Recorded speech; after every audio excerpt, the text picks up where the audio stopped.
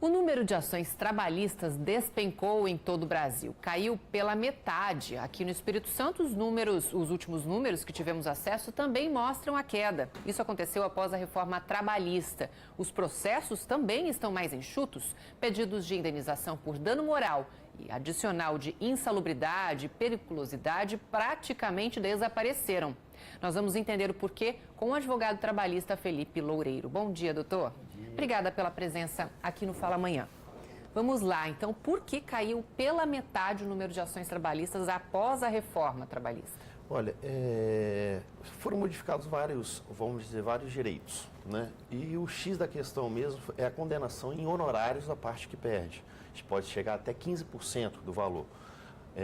E também da questão de litigância de má-fé. Também as pessoas que entrarem pedindo perícia de adicional de salubridade, periculosidade, vão ser obrigadas a pagar também, caso ela não comprove que ela não receba até um valor mínimo de salário. Então, essas questões é que modificarem muito a relação. Então, as pessoas hoje em dia já pensam, pô, se eu entrar e não conseguir provar, eu já tenho que pagar 15% de honorários para outra parte. Então, antes, vários advogados entravam com pedidos assim, de dano moral, às vezes liquidavam o dano moral em 10 mil, 100 mil, e isso hoje em dia, você imagina, uma pessoa que perde já tem que pagar 15 mil de honorários por ter perdido aquele pedido de dano moral. Então, eu não vou... E é difícil de provar, inclusive, o dano moral, né? Hoje em dia, por exemplo, eu acho que a questão tem que ser muito seletiva, tá? As próprias pessoas estão muito conscientes. Antes, as pessoas se aventuravam em ações trabalhistas, tinham pessoas. Tem pessoas que hoje têm seu direito e pensam assim, eu tenho testemunhas, eu tenho que comprovar, sim, então eu vou entrar com o processo. Antes não, a pessoa entrava de qualquer jeito, porque se desse. Se não desse, se desse tudo errado, ela não teria que pagar nada, entendeu? Então, esse era um mecanismo que acontecia na Justiça do Trabalho. Muita gente que saía de um emprego, às vezes até se reunia com outros trabalhadores que saíram na mesma época para entrar com ações, né? Um aproveitava até a ação do outro para tentar conseguir alguma coisa da empresa. Isso continua ou agora as pessoas estão aguardando um pouco mais? Isso nunca vai parar, porque se a empresa estiver errado, por exemplo, não pagou um adicional de insalubridade, não pagou um vale-transporte, então aquela outra pessoa também que trabalhava lá, ela tem certeza que isso ela vai buscar também e quase toda certeza vai conseguir esse direito dela, né? Então vamos dizer, esse grupo de WhatsApp, essas pessoas se comunicam muito, entendeu? Tá certo. Doutor, eu vou fazer uma pausa na nossa entrevista, porque a gente tem que fazer um intervalo rapidinho. Nós vamos continuar no próximo bloco falando sobre os impactos da reforma trabalhista. Logo depois do intervalo, tem muito mais aqui no Fala Amanhã. Eu volto já.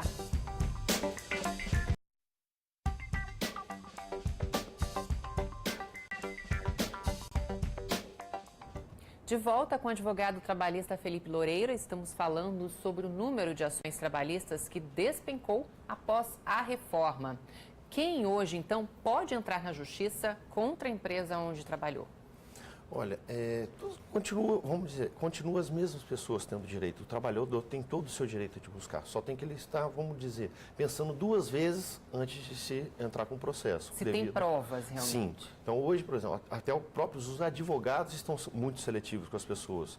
Então, chega no seu escritório, você vai fazer toda uma entrevista. Você tem testemunhas, você tem como provar, você tem como documentos, porque muitas aconteciam de falava assim, eu tenho testemunhas. E quando eu ia ver, era um amigo, era um parente, era uma pessoa que não tinha trabalhado, ficava na outra casa e não via o cotidiano daquela pessoa, entendeu? Ou a pessoa trabalhava em outra empresa e no final ela ia embora com ela junto no ônibus e aquela pessoa achava que era uma testemunha dela, por ela saber que saía junto e via ela trabalhando. Mas tem coisas que somente pessoas que trabalhavam ou que vivenciavam a situação que vão poder falar com toda a propriedade para poder, sim, testemunhar. Então, né? Os próprios advogados hoje estão orientando os trabalhadores, olha, se você entrar, você vai ter que pagar. Como é que está isso? Sempre foi assim. No meu escritório, a gente sempre colocou como regra isso.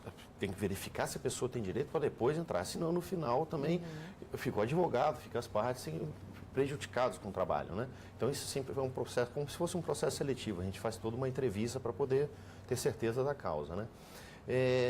Mas vamos dizer, por exemplo, essas pessoas, por exemplo, às vezes se aventuravam em certos processos para tentar conseguir algum intuito financeiro contra aquela empresa.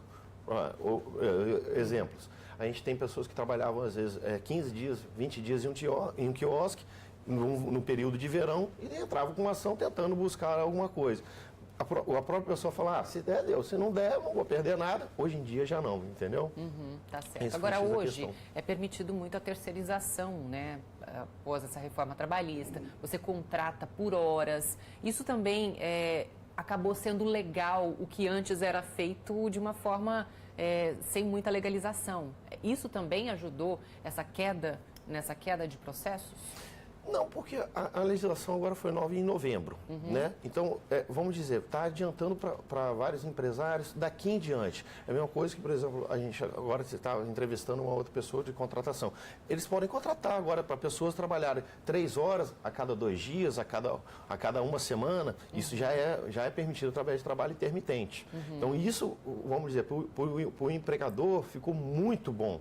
Essa forma de trabalho, porque ele tem certeza do que vai acontecer ou não. Antes, se eles quisessem contratar uma pessoa para trabalhar uma vez por semana, talvez ele teria que assinar a carteira e pagar o salário no mínimo o salário da convenção ou o salário mínimo. Porque às vezes poderia enfrentar uma questão judicial buscando isso, entendeu? Quais as outras alterações na lei trabalhista que estão mais sendo utilizadas hoje? Olha, eu vou te citar algumas que vamos dizer que seriam mais importantes do ponto de vista. Contribuição sindical, que deixou de ser obrigatória, agora só se a pessoa quiser ou não. O trabalho intermitente, ou seja, pessoas que podem ser contratadas para trabalhar 2, 3 horas por dia. Vamos dizer, a hora em Tiner não mais existe, mas existe aquele tempo à disposição, ou seja, a pessoa se adentra dentro de um portão principal, aquele tempo que a pessoa é obrigada a se trocar lá dentro, até chegar no seu ponto. E lá naquele momento que ele registrava o ponto, isso é considerado tempo à disposição. Então, ele tem direito a isso. É como se fosse trabalho mesmo, né? Sim, a pessoa, a partir do momento que entrou pelo portão principal, ele é obrigado a se trocar lá dentro, isso é um tempo à disposição, entendeu? Temos as férias agora, que pode ser no mínimo 14 dias corridos e depois os outros períodos a cada 5 dias. Temos também aquela questão de muitos empregados queriam pedir demissão e os patrões queriam demitir, mas no final ficavam segurando. Agora tem um acordo mútuo entre as partes, o empregado só vai ter direito a metade do aviso prévio, a metade da multa de 40%, só vai poder movimentar 80% da multa, do fundo de garantia que está depositado, mas não vai ter direito ao seguro-desemprego. Tá certo, então. Tem várias alterações aí, a gente vai, claro, continuar falando sobre isso aqui no Fala Amanhã nos próximos dias. Obrigada, viu, doutor, pela entrevista aqui no Fala Amanhã.